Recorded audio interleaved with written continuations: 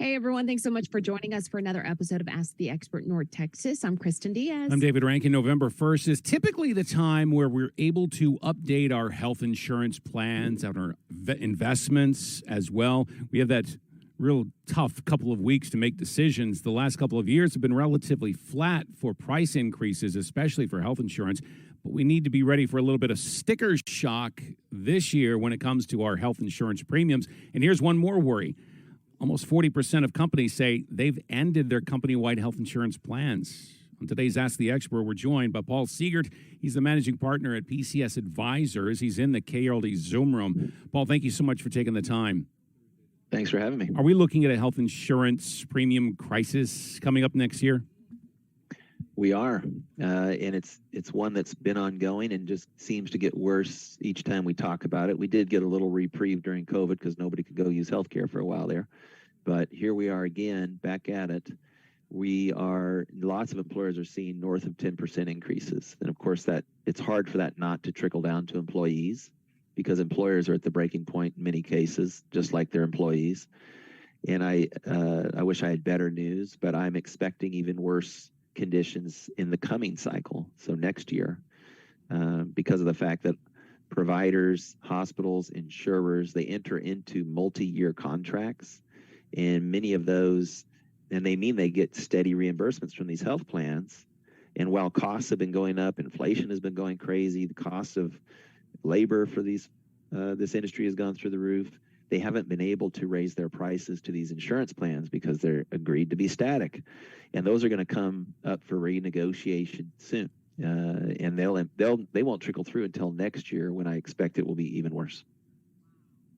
Wow, that is a lot to say there. I mean, we've felt this almost in every single industry, the labor shortage and inflation touching just about everything. And so is there any glimmer of hope on the horizon? Well, boy, I think in an indirect way, when some of these small employers have said, we're getting out of the healthcare business because we can't afford to be in it anymore, some of their employees are going to find a better arrangement for themselves by going to the exchange and getting a plan where they might be able to get some subsidy. Some of the rescue legislation, the Inflation Reduction Act, pushed some subsidies or extended some subsidies that were part of the rescue legislation all the way through 2025. So you're going to have a growing number of Americans. And by the way, a lot of folks have done that. A lot of employers, like you mentioned, are doing that, especially small employers. And when you look at the big picture, we've gone from 67% of us that get our health care at work to 49% in the last 20 years. So it's going to be good individually for some of these folks. So it may sound like bad news if your employer says, I'm not doing it anymore. But when you find out you might get better care and pay less, or a richer benefit and pay less, as an individual, I think there's going to be some winners there. For the overall system, if you want to talk about that, I don't think it's a good trend. Yeah. And there's reasons for that. We do talk about the Great Resignation, the reason why some people are leaving one job to go to another. It had been because of better work-life balance, better salaries. Are we also going to start seeing a Great Resignation because another company can offer better health benefits? And is that going to be more important, especially for younger workers? It is important. When you see the polling that's done, benefits is always in the top handful of things that employers care about, or employees rather care about. So we're watching employers, many of whom believe we're headed into a recession, trying to tighten the belt, but they're still in a tough hiring environment. This is a really odd time we're in economically, where the hiring environment has persisted, even though most believe that we're headed into a recession. So it's a very tough time for employers right now to figure out, how do I budget this? How do I compete for talent, knowing that I'm heading into tougher times, most likely? What is your best advice for those employers? Well, they need to look at it in a different way. There are consultants out there that can help them look at alternative ways that they could source a plan. If you're still buying a health plan, just off-the-shelf retail health plan as an employer, you are in endangered species, and you will get priced out of that eventually.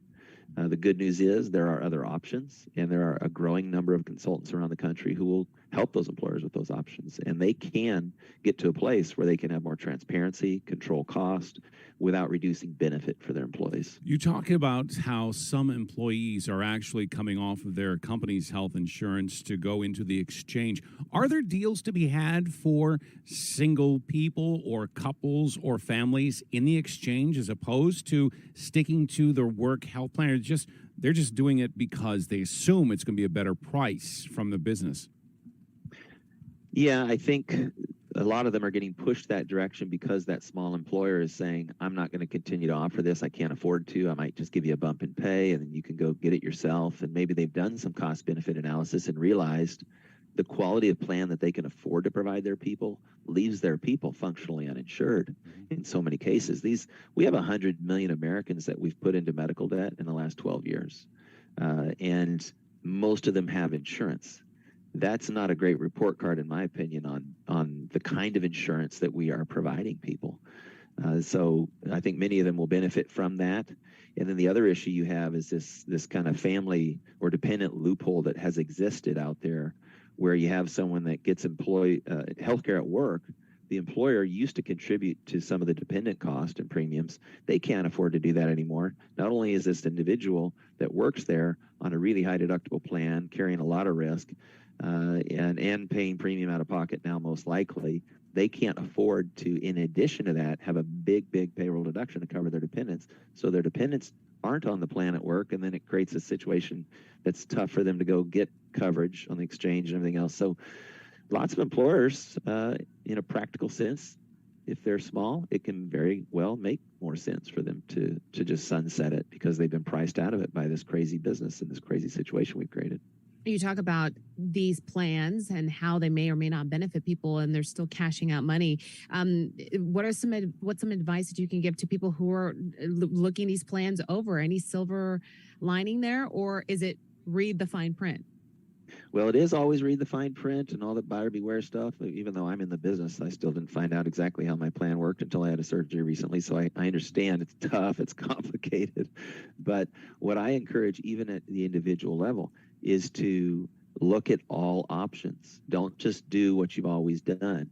Yes, you can go to the exchange, and if you can get some subsidy there and so on, then that may, for your household budget, that might be the best move you should make. But it may not be. It could be. In our case, we don't have anyone with chronic conditions in our home and so on. And so, as one of the benefits we offer as a company now is that folks can choose a medical sharing option with a direct primary care product, and it's an unconventional way to approach it. But I have 5 kids that you can see, behind me in a picture. I was paying $20,000 a year in premium.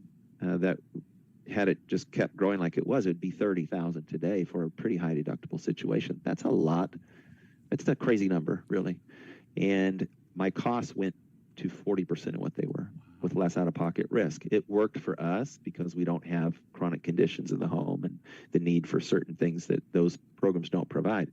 But I think everyone should look at other options that are out there. You kind of have to get creative on your own instead of You do. just accepting what your company has to offer. And as you said, maybe there's a hybrid model that you have to do.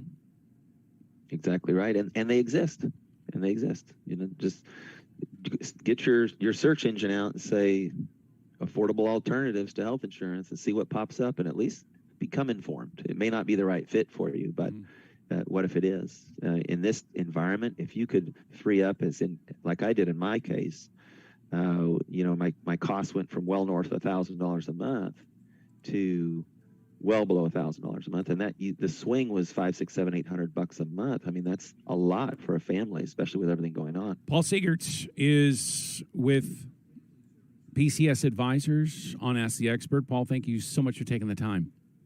Thanks for having me. Have a great